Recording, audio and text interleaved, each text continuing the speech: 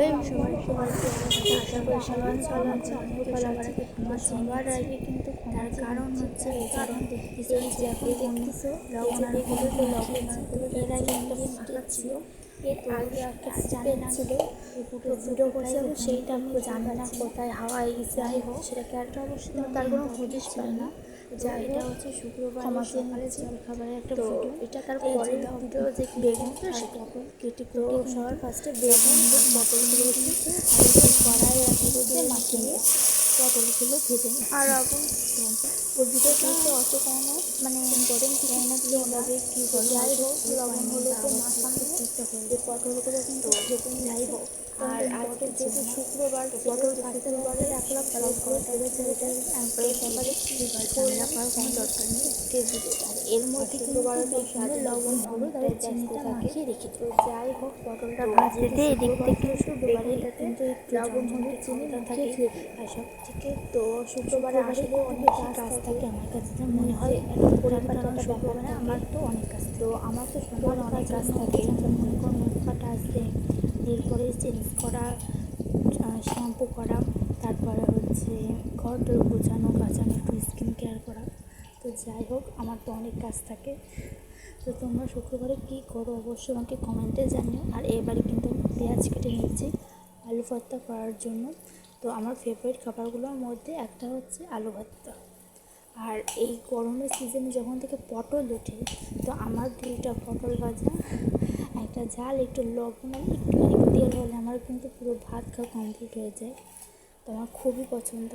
তো আমি কিন্তু পেঁয়াজ ভাজার জন্য ঠিক যেভাবে কুচি কুচি করতে হয় আমি সেভাবেই কুচি কুচি করে নিচ্ছি। আর ওই দিক থেকে কিন্তু কুচি কুচি করতে করতে ওই পাশে কিন্তু পটলগুলোও কিন্তু আমি ভালো মতন ভেজে নিচ্ছি। তো তোমরা শুক্রবারে কে কী খাইলে অবশ্যই আমাকে কমেন্টে জানিও। আর আমি ভাবতে পারিনি যে আজকে ভিডিওটা আজকে পোস্ট করতে পারবো। আসলে আমার ভিডিও করা থাকে অনেকগুলো, বাট এডিটের অভাবে পোস্ট আমি করতে পারি না।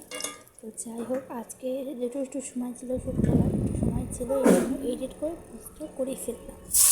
তো এবার কিন্তু পটলগুলো উঠিয়ে পেঁয়াজগুলো বেরোচ্ছিলো ভাজা করে দেবো। আর যেহেতু আমি একাই রান্না করি, একাই ভিডিও করি, এই জন্য একটু প্রবলেম হয় ভিডিও করতে। তো যাই হোক তোমরা একটু জানিয়ে দিও। এই যে পেঁয়াজগুলো ভাজা হয়ে গিয়েছে, পেঁয়াজগুলো পেঁয়াজ ভাজা হয়ে গেলে আমি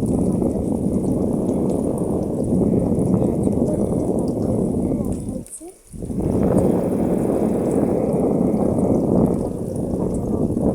আর হচ্ছে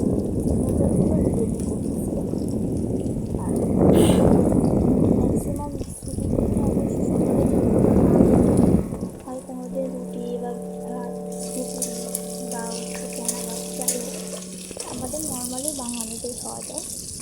তো আজকে ব্রেকফাস্ট আমার খুব পছন্দ হয়েছে। আজকে যেহেতু আলু ভর্তা ছিল, ডিম সিদ্ধ ছিল, আর হচ্ছে পটল ভাজা, বেগুন ভাজা। তো যাই হোক এই যে এখন কিন্তু পেঁয়াজগুলো বেরেস্তা করা হয়ে গিয়েছে। বেরেস্তা বলতেছি তার কারণ বেরেস্তার মতন করেই আমি একটু ভেজে নিয়েছি। তো এরপর কিন্তু আমি শুকনো জলখাটা ভেজে নেব। আর আমি একবারে শুকনো জলের মধ্যে কাঁচা জলখাটা দেবো না, তার কারণ কাঁচা জল কিন্তু ফিরে যায় এদিক ওদিক ছোটে। তো কাঁচা জলগুলো আমি যখন বেগুন ভাজবো ঠিক তখন পাশের থেকে একটু ভাজাভাজি করে নিয়ে সাথে সাথে তুলে ফেলবো। নাহলে এখন খালি করার মধ্যে দিলে খুবই মানে এখানে দাঁড়ানো যাবে না, একটা অবস্থা হবে। আর শুকনো জল করা ভাজতে দিয়ে কিন্তু আমার তেমন একটা দেরি করতে হয়নি, তার কারণ খুবই হচ্ছে তাড়াতাড়ি ভাজা হয়ে গিয়েছিল। কিছুক্ষণের মধ্যে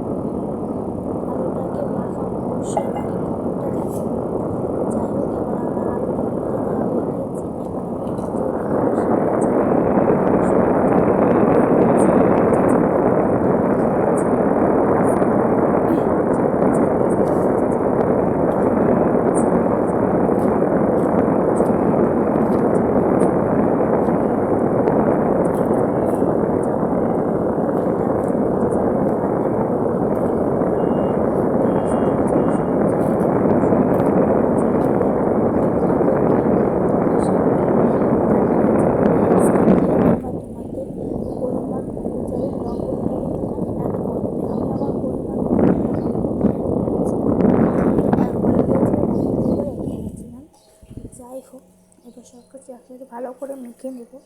আর আলু মাখা দেখে কার কার জিভে জল আসছে বলো তো? আমার ও এডিট করতে বসে আবার মনে হচ্ছে একটু খাই, তো যাই হোক।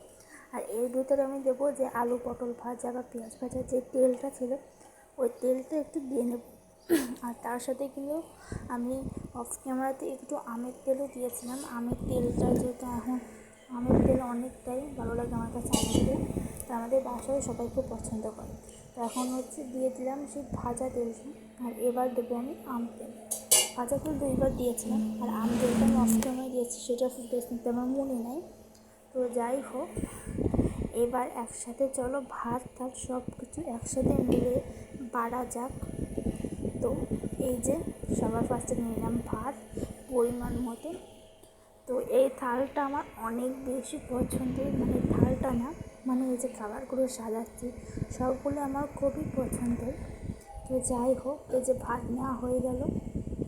এবার ভাতের পাশেই নিয়ে নেবো হচ্ছে একটা ডিম সেদ্ধ, তারপরে নিয়ে নেবো হচ্ছে এই যে বেগুন ভাজা, আর এবার নিয়ে নেবো হচ্ছে পটল ভাজা। পটল ভাজা আমার এখানে সব থেকে ফেভারিট, পটল ভাজা আর হচ্ছে আলু সেদ্ধ। তো এখানে পটল ভাজা নিলাম 4 পিস, বেগুন ভাজা 2 পিস, ডিম সেদ্ধ 1 পিস, তারপরে নিয়ে নিলাম এই যে আলু সেদ্ধ, আর পাশে একটু লবণ আর একটা ঝাল। তো এই থালের খাবার সাজানো কেমন লাগলো অবশ্যই আমাকে কমেন্টে জানিও। আর কে কে খেতে চাও বা ভিডিওটা দেখে কার কার মুখে জল আসছে সেটাও কিন্তু আমাকে জানিও। আর ভাত বাড়তে বাড়তে বাবা চলে এসেছিলো, তাই তাকে খেতে দেবো। ভিডিওটা ভালো লাগলে সাবস্ক্রাইব করো।